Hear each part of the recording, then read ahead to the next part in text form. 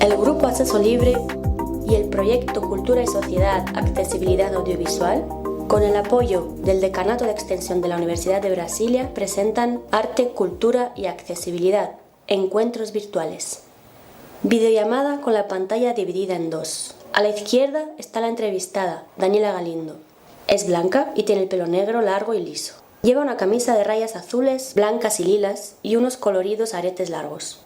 A la derecha, la entrevistadora, Diana Marcela Gómez. Es blanca, tiene el pelo recogido y lleva una chaqueta negra y largos aretes de plata. Hola Dani, estamos con Daniela Galindo.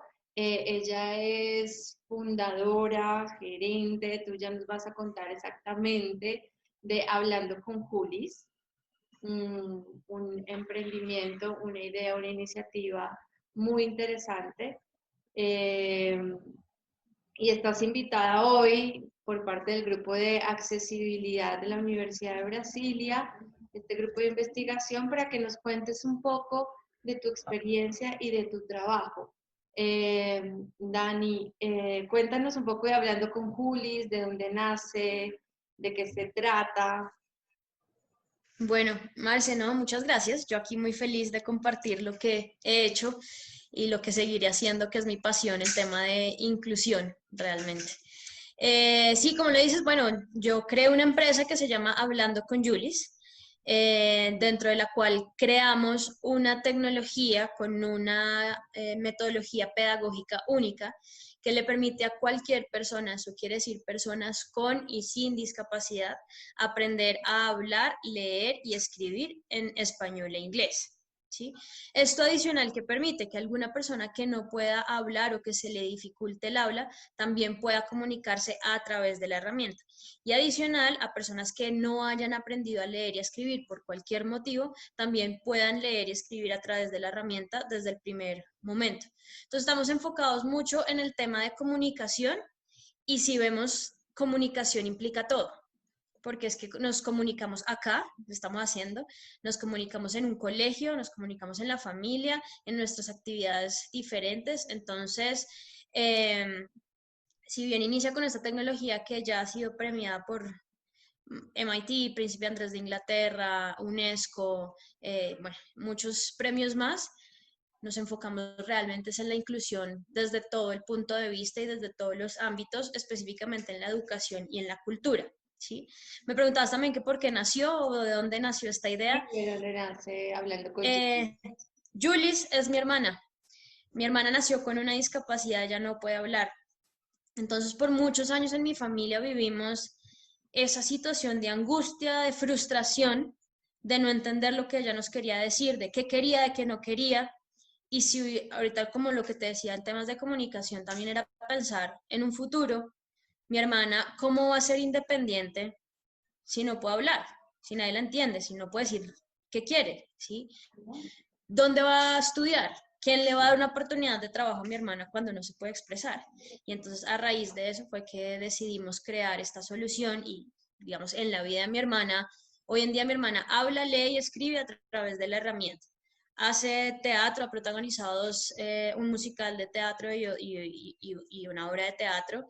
Estudia teatro, trabaja en Hablando con Julis, hace conferencias, todo a través de Hablando con Julis y así tenemos más de 10.000 personas hoy en día en Latinoamérica.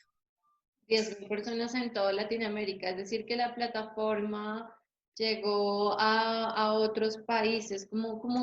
Cuéntanos cómo fue este proceso de pasar de ser una herramienta para comunicarte con tu hermana a convertirse en una herramienta para otras personas y ahora qué cuentas alrededor de Latinoamérica? Si te soy sincera, cuando nosotros estábamos creando, nosotros digamos familia, estábamos creando esta tecnología, solamente pensábamos en Juliana. Realmente era una cosa de resolver una situación familiar y ya está. Recuerdo mucho cuando le entregamos por primera vez la primera versión de Hablando con Julis, que eso fue demasiado casero. Eh, Se la entregamos y mi hermana cogió en ese entonces su computador y se encerró en su cuarto. Y ni idea. 15 minutos después, mi hermana bajó a la casa en un tablero que tenemos y nos escribió, mañana Jack cumple 2 meses. Jack es un perrito que tenemos en la casa. Yo recuerdo ese momento con mucha como con muchos sentimientos muy positivos, de lágrimas realmente, porque era la primera vez que yo escuchaba a mi hermana decir algo, ¿sí? Y la primera vez que él escribía algo.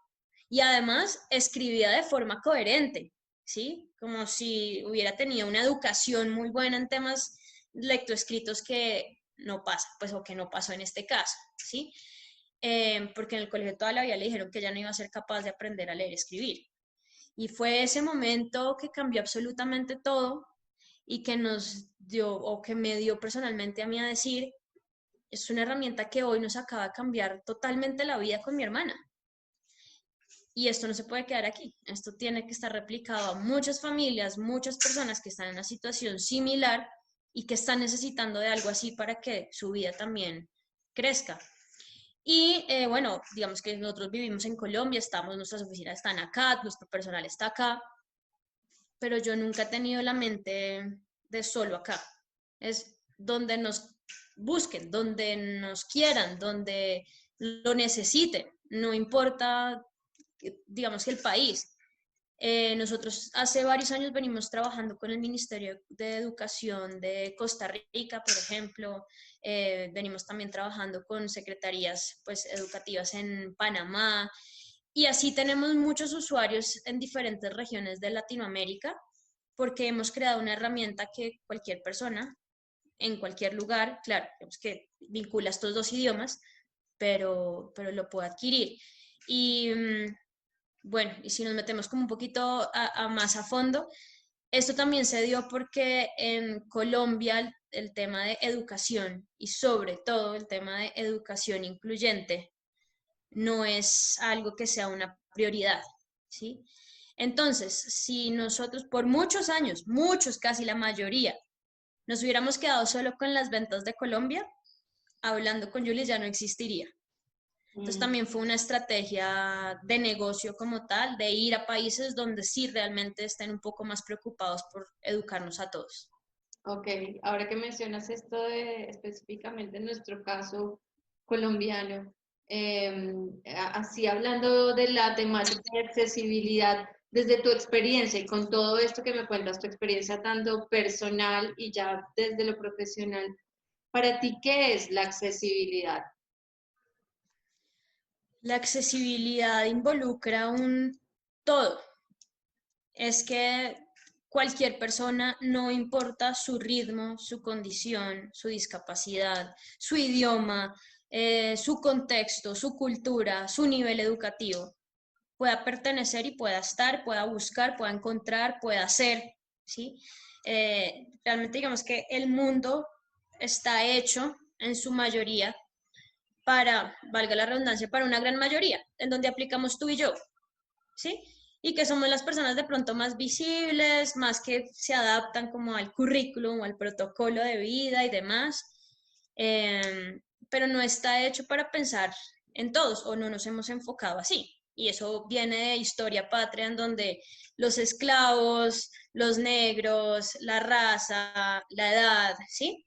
Entonces, culturalmente venimos educados a segmentar siempre y por eso hoy en día nos toca hablar de inclusión y nos toca hablar de accesibilidad, porque no es algo que sea normal, lo cual debería ser, ¿sí? Es una cuestión de que si yo, no sé, viene, por ejemplo, mi abuelita a visitarme acá, pues yo no la voy a hacer sentar en el piso, pues porque a mi abuelita no le va a funcionar mucho el piso, pues está el sofá para ella, ¿sí? Entonces son cosas que son obvias, pero como nuestra forma de educación no ha sido así, sino segmentada, no resultan siendo tan obvias. Entonces, accesibilidad pues hace parte de todos, pero desafortunadamente hay que crear la conciencia para que la gente piense así.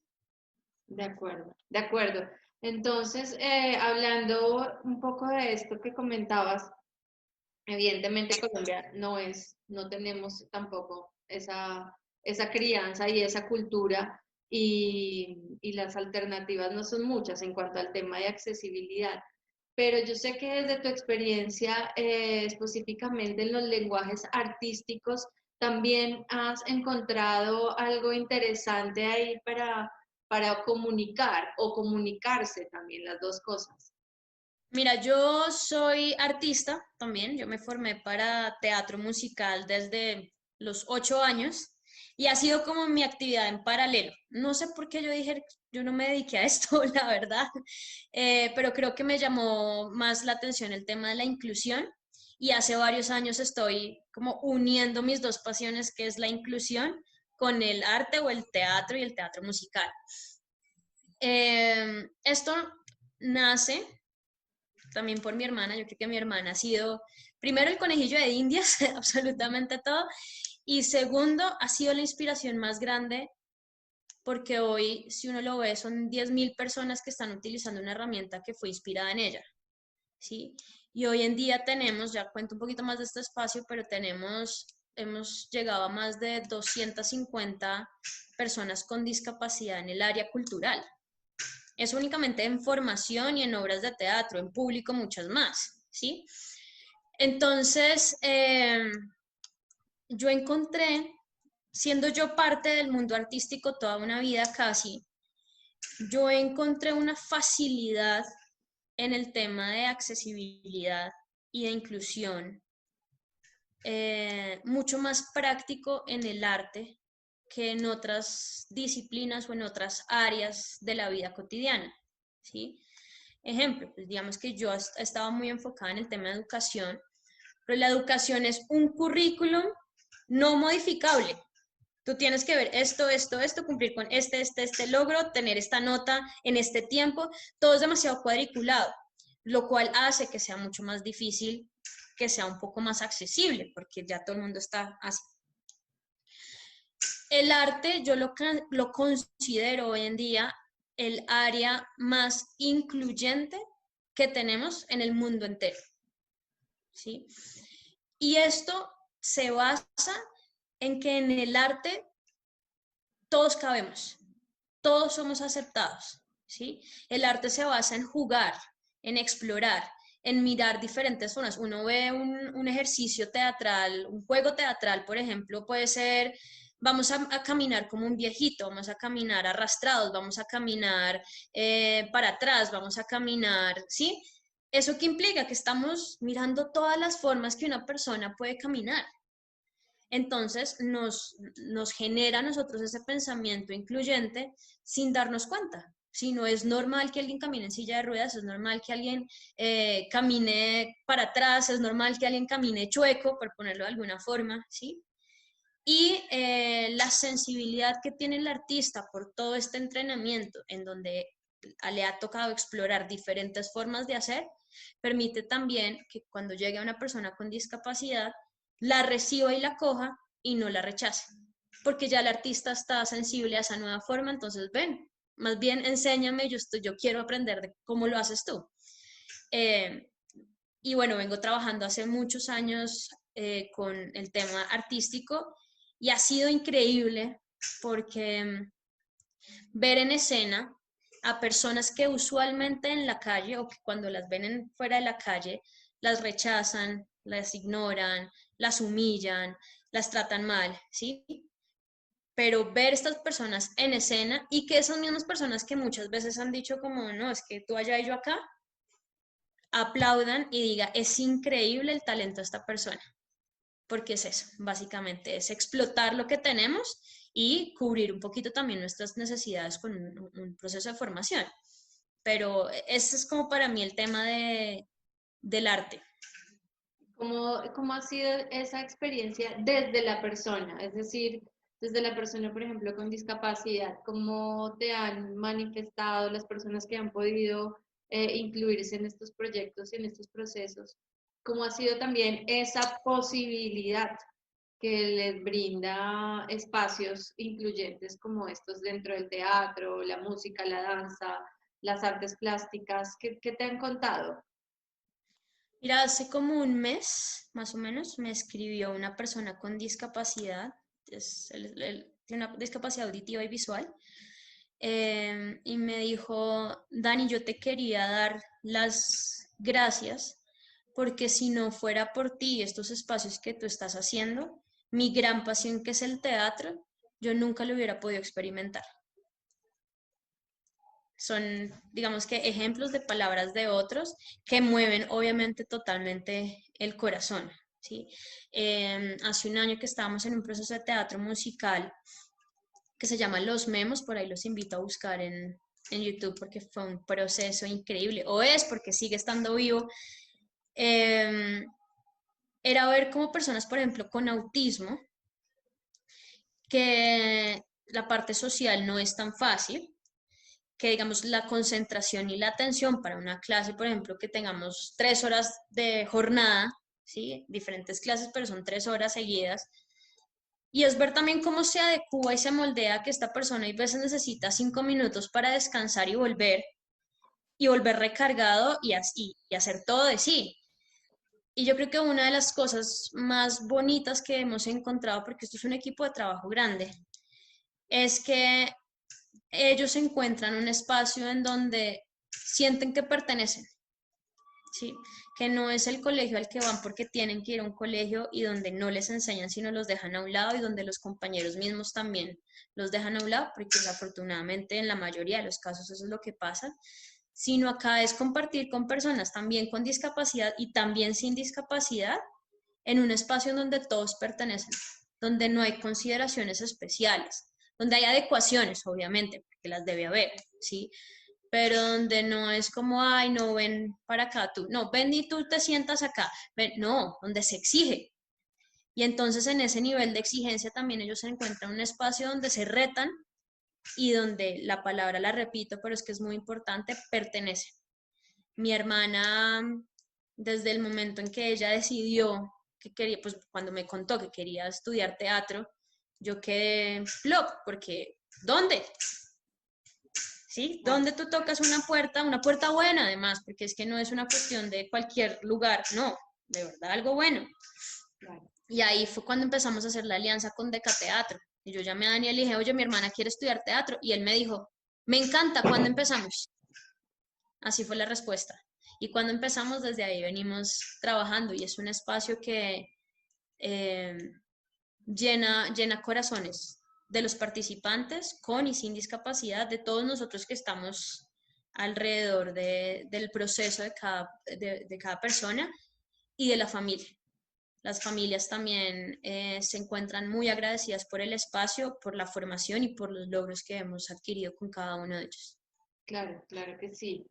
Y Dani, y por ejemplo, hablando de esto, esta posibilidad de otros lenguajes que brinda el arte, ¿m? Tú que estás especializada justamente como en desarrollar posibles lenguajes o maneras de comunicarse, ¿cómo sientes que funciona desde, no solamente desde la herramienta del teatro, sino cómo puede llegar a funcionar el arte como lenguaje en el caso de no poder utilizar la palabra, por ejemplo, o de hacer un espacio más comunicativo, más accesible para personas que no pueden comunicarse de la misma manera como nosotros? De por sí el arte es un lenguaje de comunicación, ¿sí? En una pintura, en un dibujo, en una canción, en un baile, en una actuación, sin palabras estoy hablando, ¿sí? Un mimo, eso es un lenguaje de comunicación, ¿sí? Te está transmitiendo cada una de las áreas del arte te transmite algo. Eh, y realmente eso es lo que yo creo que también hace más fácil como enganchar. Si yo tengo, digamos, si yo toda la vida he tenido alguna dificultad para comunicarme y encuentro que en el arte puedo pintar, que en el arte puedo mover mi cuerpo y puedo explorar esa parte, porque pues obviamente digamos que no todo el mundo nace aprendido, hay gente que es un prodigio, pero hay muchos que nos toca pues estudiarlo. Bueno, igual así seas un prodigio, estudialo. Pero, pero el arte te permite a ti expresar con colores, con movimientos, con notas y con sentimientos todo lo que tú tienes, ¿sí? Que muchas veces, y voy a hacer como otra vez el paralelo con el sistema educativo, pues digamos como estoy en las dos vueltas, comparo mucho qué funciona de una y qué no. En el sistema educativo, por como te decía, todo es tan cuadriculado, no te permiten a ti ir un poco, como salir de la caja y explorar sobre lo que tú necesitas y quieres explorar. Es meterse un poquito en los zapatos de alguien que no puede hablar.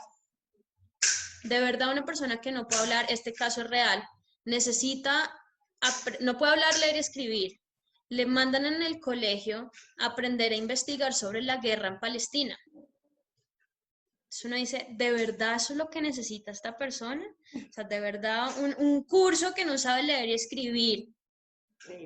La guerra en Palestina, además, ¿qué les aporta? ¿Sí? Porque no estamos hablando ni siquiera en el mismo país como para cultura general y cositas. No, ¿qué aporta? ¿Sí? Eso es un caso real, que los mismos papás me decían una vez, es que me toca a mí hacer la tarea de ellos, y ya estando grandecitos, ¿sí? En cambio, en el teatro, y es algo que nosotros hemos adoptado a nuestro modelo pedagógico de Hablando con Julis, basados en el teatro, todos los ejercicios, bueno, y el teatro y las artes, porque esto aplica en todas. Tú le dices a una persona, dibújame o hazme una escultura, o tócame algo, o cántame una melodía, a cada una de las personas lo va a hacer de manera diferente. Porque es que el contexto, el pensamiento, el sentimiento y la necesidad de cada uno es diferente. Por más nos cataloguen dentro de los iguales, el de cada uno es diferente. Entonces, el arte nos permite en todas las modalidades explorarnos, conocernos más, algo que para las personas con discapacidad no se le permite mucho. Y esto viene desde casa, ¿sí? Cuando hablamos de accesibilidad, hablamos de inclusión, realmente es que esa palabra debería venir de casa. Y eso hay veces está totalmente tachado. No puedo generalizar, pero muchas veces se da, ¿sí? Entonces, esa cuestión de yo explorar, y explorar implica que me permitan equivocarme, que me permitan caer, que me permitan, que me reten, que me exijan, ¿sí? Este tipo de dinámicas usualmente en la casa no se dan por la sobreprotección o por la exclusión, por muchos motivos. En un colegio, pues mucho menos. En el arte sí. Entonces, es la forma realmente que tiene la persona para estar consigo misma, para aprender obviamente por imitación y por los conceptos de los demás y por las formas diferentes de los demás, pero es la conexión más interesante y más divertida que tenemos de conocernos más, de explorarnos y de tanto de internamente como también sacarlo para afuera. De acuerdo totalmente. ¿Y cómo llevas entonces cómo unes la herramienta de Hablando con Julis y el teatro, la música? ¿Cómo llega a esa unión? ¿Cómo funciona? Cuéntanos un poquito, porque yo sé que uno empieza a tratar, bueno, a ver, ¿cómo es? ¿Cómo es la herramienta? ¿Cómo me comunico? ¿Y cómo llevo esto a un escenario? Espérame un segundo y te la muestro porque, Genial. veas, porque si no, contada no es lo mismo. Perfecto. Bueno, aquí la estoy abriendo. Entonces, básicamente, si yo fuera una persona que no puede hablar, yo diría esto. Te le subo el volumen. Hola, Marcela. Entonces, ¿cómo funciona Hablando con Julis? Que justo Julis me está llamando. Ya. Esta es la interfaz principal. ¿Sí? Nosotros hemos diseñado una herramienta que se basa en el lenguaje universal, un lenguaje que todos entendemos, no importa si estamos en Arabia, en China, en Rusia o en Colombia, ¿sí? Y son las imágenes. Okay. Tú en cualquier lugar del mundo ves el iconito del baño, el matachito del hombre y la mujer, tú ya sabes que es un baño. No importa el idioma, no importa la forma, sabes que es un baño, ¿sí? Nosotros creamos un lenguaje, es decir, diseñamos una imagen para cada una de las palabras que existen, tanto en español y en inglés, ¿sí? Y entonces, por ejemplo, oye, mi hermana está como intensa. Entonces, digamos, lo que ves arriba y abajo son todas las categorías, mire, ahí está mi hermana. Todas las categorías de todo lo que nosotros hablamos cotidianamente. Si vemos acá está deportes, objetos, oficios, medicina, sentimientos, música, eventos, ¿sí? Todo lo que vemos cotidianamente.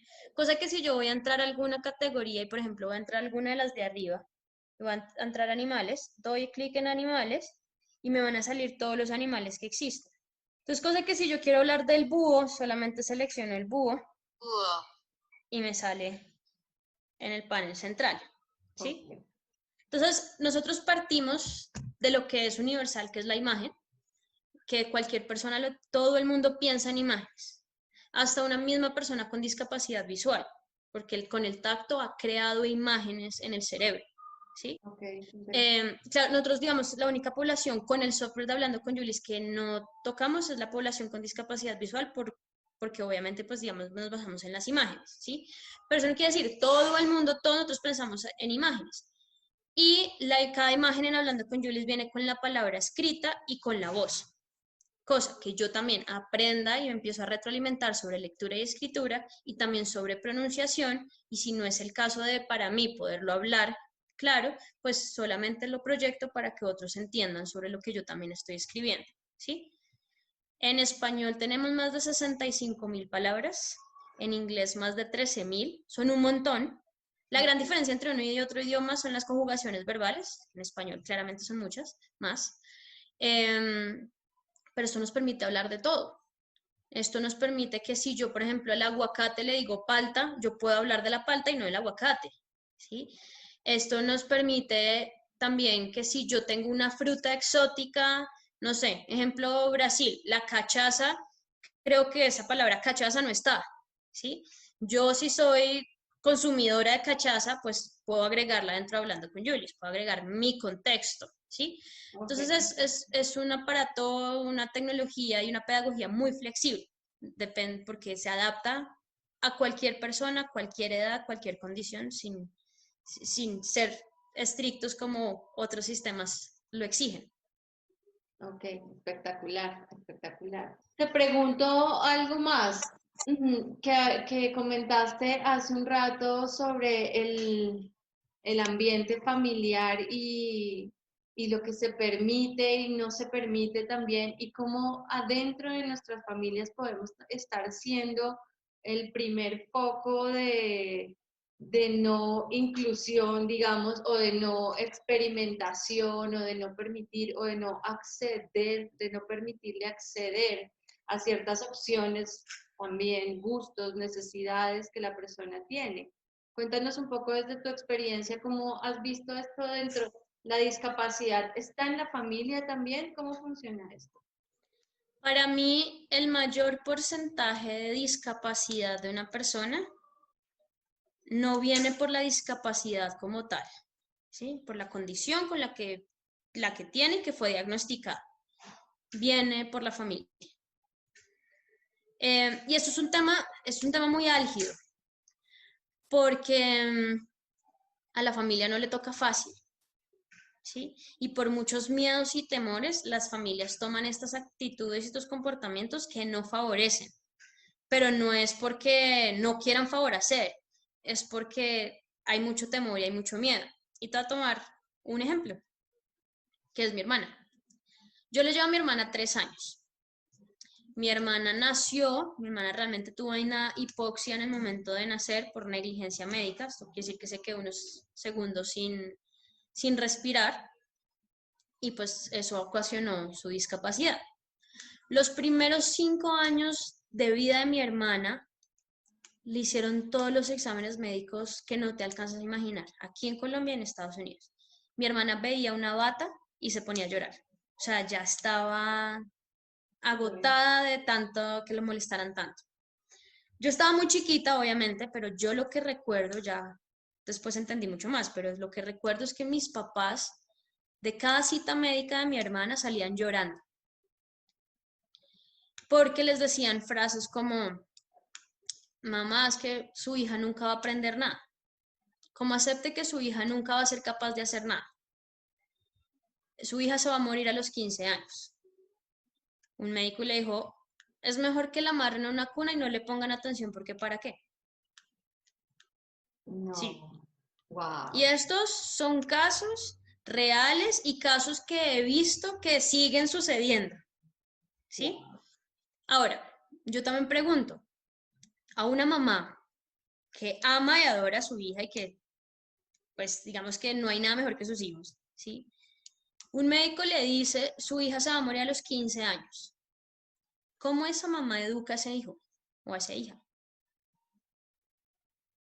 Le va a complacer todo, le va a dar todo, sí, no quiere que nadie la toquen, porque cualquier momento, no sé, el miedo de no me va a durar mucho, me está doliendo esto, ya se acerca el tiempo, ¿para qué me esfuerzo en que aprenda algo si lo mejor es que viva feliz y ya está? ¿Sí? O sea, generan un montón de comportamientos estos comentarios que además no son comprobados científicamente, sino son solamente de lo que ellos creen, Supone. porque es que también el tema de discapacidad en el ámbito médico es otro tema, es que hay por dónde cortar por todo lado, De ¿sí? acuerdo. Pero es muy evidente, una mamá, hace poquito una mamá, de hecho, de las personas que están en los procesos teatrales, me dijo una vez, pues, estábamos hablando justamente de este tema con papás, entonces yo estaba indagando un poco, y me dijo, Dani, pero es que a mi hija le han pasado muchas cosas. A mi hija ha tenido que vivir un montón de cirugías, ella tiene una discapacidad física. La han molestado, de verdad que la vida de ella no ha sido fácil, es que yo no quiero que le suceda nada más. Y tiene toda la razón, ¿sí? Por eso te digo que este tema es muy álgido. Yo soy una de las personas que critico mucho a los papás, ¿sí? Porque yo siento que por más amor también debe haber educación. Digamos que en el sentido que tú tienes un hijo sin discapacidad, se portó mal, lo regañas. Pues digamos que es causa-consecuencia. Pero tú tienes un hijo con discapacidad, se portó mal y no importa. Y resulta que le estás dando también un mensaje muy equivocado, ¿sí? Esa fue mi vida de niña con mi hermana. De yo ver que a mí me exigían, me exigían, me exigían, me exigían, y a mi hermana no importaba con tal que estuviera feliz. Se portaba mal, no importa. Hacía algo y mi hermana me la montaba que tú no te alcanzas a imaginar. O sea, yo tengo historias que mi hermana me pegaba, claro, chiquita, peleas de chiquitas. Me pegaba y salía corriendo donde mis papás llorando a decirles que yo le había pegado. ¿A quién le creían? Claro. Viva, ¿sí? Pero pues obviamente no me iban a creer a mí, ¿sí? Entonces, los casos positivos, que son muy pocos desafortunadamente, de personas exitosas o independientes. Exitosas no quiere decir que millonarias y que famosas, no, ¿sí? Dentro del término de independientes, felices, tranquilos, en discapacidad son muy pocos. Pero cuando tú evalúas la familia o el entorno de esa persona con discapacidad que es exitosa, tú te das cuenta que esa persona tuvo unos papás que lo educaron y le exigieron sin tener una consideración por su condición de discapacidad. Con adecuaciones, sí. Necesitas un bastón, necesitas una silla de ruedas, necesitas, pues, hablando con Julie, pues es que eso es apenas lógico, ¿sí? Pero necesitas ir a alcanzar eso, ve, esfuérzate. No, ya vengo, ya te lo traigo, no, se le cayó, se le recojo, y todos lo terminan haciendo. Una persona que esté educada, y eso no implica temas de discapacidad. Casos tenemos, y yo también los tengo en mi familia, de personas, tíos míos de 50 y pico años que viven todavía con mi abuelita y no tiene ninguna discapacidad, pero fue educado de manera tan sobreprotectora que nunca fue capaz de asumir su propia independencia, ¿sí? Y eso es lo que sucede. Es un tema muy difícil porque yo sé que si hablo abiertamente de un lado, los del otro me caen encima y los dos tienen razón. Pero es imposible pensar que una persona con discapacidad, con una educación que no genere retos, que no implique fomentar el autoestima y el crecimiento personal, es imposible pensar que esa persona va a ser independiente o exitosa algún día. Claro, sí, independientemente de la discapacidad. Sí, exacto, porque, claro, digamos que en condiciones de discapacidad encontramos un rango muy amplio, ¿sí? Y muchas personas pueden decir, pero es que mire o mire, ¿sí? Y yo entiendo, pero otro ejemplo. Una vez en hablando con Julis me llamó una señora que me decía, es que mi hermanito tiene una discapacidad y el bebé, me decía, me hablaba así, y el bebé necesita una herramienta de comunicación. Entonces yo lo cité a la oficina y le dije, listo, de una, veámonos. El hermanito y el bebé tenía 55 años. Claro, es Y me súper grave. preguntaban que dónde había colegios para él. Yo, hombre, pero es que esa etapa ya pasó hace rato. Y en lo del bebé y lo del hermanito también ya pasó hace rato. O sea, y entonces me decían, pero es que él no hace nada en la casa. Entonces le digo, bueno, ¿tú qué lo pones a hacer? Porque, digamos, era una familia muy acomodada, entonces tenía pues tenía una enfermera, tenía la señora que les ayudaba en la casa, entonces pues digamos que tampoco era que tuviera muchas responsabilidades, pero una vez sí les hablé, les dije, en la casa, ¿él qué hace? Porque también se desespera uno sin hacer nada. Me dice, no, nada, pues es que él no es capaz de hacer nada. ¿De quién lo dice? ¿La hermana que todavía cree que el hermano de 55 años es un bebé? ¿O lo dice él? Porque son dos cosas diferentes, ¿sí? Una persona que está en silla de ruedas, esa misma persona, por más que no hable, a mí me dice que no se puede poner de pie, ¿sí? Pero esa misma persona a mí me dice que sí puede caminar de otra forma, una silla de ruedas, pero puede caminar, ¿sí? O si mi pensamiento es totalmente excluyente, soy yo la que digo, esa persona no puede caminar, que eso es lo que sucede, ¿no? Señalamos todo el tiempo. Claro, Entonces me dice, no, no, pero es que él no es capaz de hacer nada. Y le dije, mira, empieza por lo más básico. Dale las medias y que él guarde las medias. Pero mira que es una tontada. O sea, no estoy hablando de que va a arreglar toda la casa. No. Y como las guarde. Es que ¿quién empezó arreglando las medias bien? Nunca hicieron una tarea para que él hiciera algo. claro. De forma, ahí está el bebé de 55 años. De acuerdo, de acuerdo.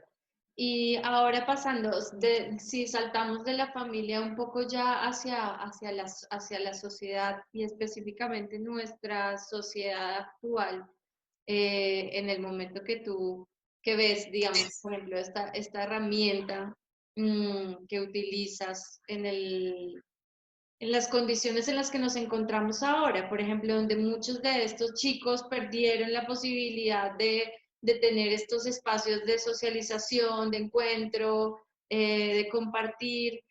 ¿Cómo ves ahora estos espacios accesibles? ¿Cómo los podemos traducir a la normalidad actual, ¿no? A este tema que estamos viviendo. Hay un tema muy importante, digamos, en la situación actual. Y te voy a confesar algo que yo nunca dentro de mi mente había pensado que un proceso de formación, sea cual sea, online, serviría para personas con discapacidad. Porque digamos que parte de nuestro trabajo también es muy del tacto, muy de la escucha, muy también de la vibra, ¿sí? De saber si estás cansado, paramos, si no. Cosa que digamos en la virtualidad no es tan fácil de ver, de evidenciar, ¿sí? Pues, o de tomar. Pues el tacto, digamos que no es una forma de enseñanza hoy en día. Esto no quiere decir que no haya que tratar y que no haya que innovar en procesos para que realmente apliquen por procesos de formación o de cualquier área para todas las personas, ¿sí? Porque lo fácil para mí hubiera sido, no, pues es que online para qué, retomamos cuando ya nos podamos ver. Eso hubiera sido lo fácil. En principio, digamos que hicimos un proceso al principio de la pandemia como de un mes, lo frenamos, evaluamos y después decidimos volverlo a continuar, ¿sí? Porque era nuevo y sobre eso también hay que aprender. Pero nos dimos cuenta, uno, que los chicos valoraban demasiado ese espacio. En el caso de varios, si no es que todos, es la única actividad que tienen a la semana. Eso ya dice mucho, ¿sí? mientras sus padres están trabajando, mientras sus hermanos están también lo que estén. Esta persona básicamente está haciendo nada 24/7. ¿Sí? Y era el único espacio que ellos tenían que no lo podíamos quitar porque, pues bueno, mi compromiso es ese básicamente, o sea, es como, es inconcebible que sea así, y pues yo no puedo quitar esa última oportunidad. Y cuando estuvimos en pausa, nos escribieron varios que teatro, cuándo, que teatro, que cuándo retomamos. Y entonces fue un proceso de evaluar y decir si es posible. Ahora, hay que tener un poquito más de adecuaciones, ¿sí? Dado que, por ejemplo, lo que te decía, el tacto no es una forma de enseñanza en esta modalidad, la escucha en cuanto a vibra, no como de bla, bla, bla, sino de escucha en cuanto a vibra, pues lo es poquito, ¿sí? Se reduce mucho. Entonces, en este caso sí estamos necesitando un poquito más del acompañamiento de las familias, ejemplo, una de las adecuaciones, sobre todo para las personas con algún compromiso cognitivo, ¿sí? Y ahí muchas veces vemos unos casos muy lindos en donde la familia está muy comprometida y se divierte en el proceso y participa con su hijo y crean y se ve un ambiente muy agradable en donde lo ven como una diversión para todos en familia y eso es hermoso porque además se ven resultados muy lindos, como otros casos en donde la persona está, digámoslo entre comillas, totalmente abandonada, ¿sí? Para nosotros esto no quiere decir que la persona entonces cortemos y chao, no. Sabemos que no está haciendo el proceso o digamos con el aprendizaje que sabemos que puede llegar a tener, ¿sí? Porque hay gente que necesita una manito al lado, ¿sí? Pero al menos está teniendo un proceso, una diversión y algo está viendo y algo está percibiendo, ¿sí? Entonces, es un reto también, por lo mismo que estábamos hablando en la parte anterior, que aquí en la parte virtual la familia juega un papel muy importante, muy, muy importante, y no todas las familias están dispuestas a asumirlo. Pero también tenemos que nosotros ser muy recursivos para idearnos formas, y digamos que hace parte de mi trabajo de guiar también a los profesores a decir, mira, esta persona es así, hay que hacerlo así, las instrucciones mejor así, este tipo de como adecuaciones para que se llegue de mejor manera a cada uno de ellos. De acuerdo, Dani. Bueno, así para no hacerla tan larga, porque yo sé que tienes cosas que hacer, coméntanos o danos un mensaje, un cierre, también algo que una estos conceptos de los que hemos estado charlando un poco también en cómo la importancia que tiene la familia en abrir esos espacios accesibles y la importancia también que tiene la sociedad y la mirada, el cambio del chip también de nosotros. Desde el lugar de observadores en muchos casos o desde el lugar también de compañeros, participantes.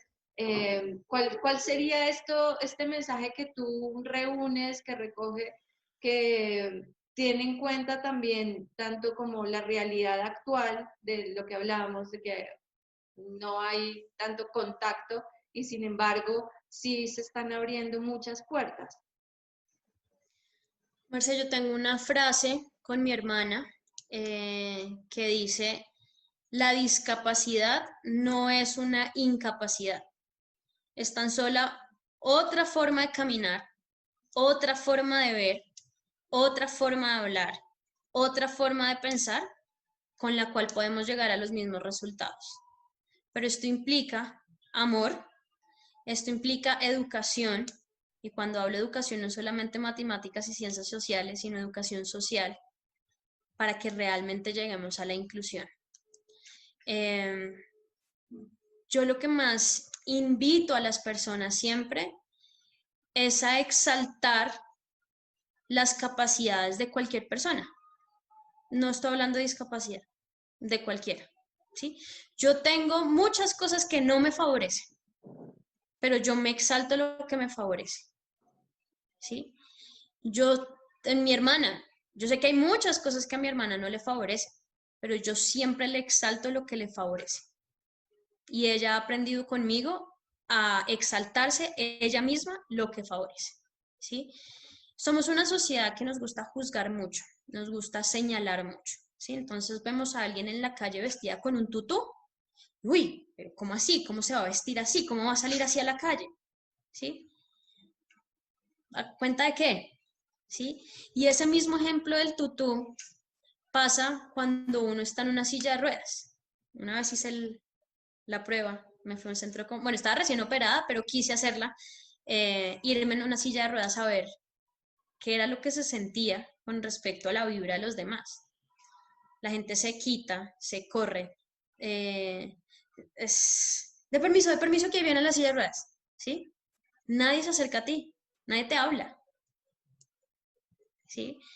Y es una cuestión de que nosotros, claro, como somos una sociedad que nunca nos ha tocado involucrarnos con gente diferente a nosotros, no hemos aprendido a reconocer que la diferencia es cultura, ¿sí? Que las diferentes formas de pensar, hoy lo estamos viendo un poquito, digamos, en la política sin meterme en el cuento, pero que el hecho que el uno hable el otro y que sean contradictorios, por lo menos a nosotros, o por lo menos yo que no soy fanática de ningún lado, me hace a mí pensar algo sobre esto y crear también mi propio concepto, ¿sí? Así es la vida. Tú creas tus propios conceptos según lo que ves. Y cuando nunca has visto discapacidad o no has interactuado, porque esa es más la palabra, con personas con discapacidad, tú le tienes miedo. Y solamente ves la discapacidad, pero no la capacidad. Entonces, realmente lo que nos toca a nosotros, y eso es un granito de arena que cada uno del que sea consciente puede empezar a hacer, es empezar a exaltar las capacidades de cualquier persona. Y yo creo que también así seríamos un poquito un país mejor en todas las áreas. De acuerdo, 100%, Dani. Muchísimas gracias. Nos quedamos así con esa frase hermosa de exaltemos las capacidades. Creo que no hay nada más lindo que aprender a mirar también lo que tiene, es abrir la sensibilidad para mirar esas capacidades que tiene el otro. Y es muy importante estar muy abiertos a aprender, porque todo el mundo tiene muchísimo para darnos y para enseñarnos. Así que te agradezco un montón el tiempo, el espacio. Aquí van a estar todo lo que tú quieras agregar. En la entrevista se va a incluir si quieres algún material audiovisual, links, lo que nos comentabas sobre las obras de teatro, que la gente tenga ganas de indagar un poco más sobre Hablando con Julis y cómo funciona esta herramienta y a quién más si conocemos a alguien que le puede servir. Entonces la idea también es difundir esto pues para las personas que aún no lo conocen. Super, Marce, entonces si quieres te paso links, igual digamos que en YouTube tenemos un montón, pero te vas a seleccionar como algunos links, algunas imágenes también tenemos por ahí como interesantes. Tengo algunos links también de conferencias que hemos dado mi hermana y yo, y esto es increíble, porque es una persona que no va hablando en una conferencia, me parece la cosa más maravillosa de este mundo, y pues que no habla como la gente dice que tenemos que hablar, ¿sí? Claro. Y no, Marce, la verdad, muy feliz. Esto es un tema que a mí me apasiona, realmente. Básicamente vivo por eso. Claro. Mi hermana me ha enseñado mucho, me ha enseñado a vivir, realmente, ¿sí? Y nada, pues todavía queda muchísimo trabajo por hacer, mucho. Bien, Dani. Bueno, entonces un abrazo grandote. Mándale también un abrazo a Juli. Nos vemos muy pronto. Y te agradezco infinitamente nuevamente. Listo, Marce, a ti. Un Cuídate abrazo. mucho. Chao, chao. Entrevistadora, Diana Marcela Gómez. Entrevistada, Daniela Galindo. Audiodescripción, Elena Santiago. Subtítulos, Vinicius Cristofelecci. Revisión, Elena Santiago.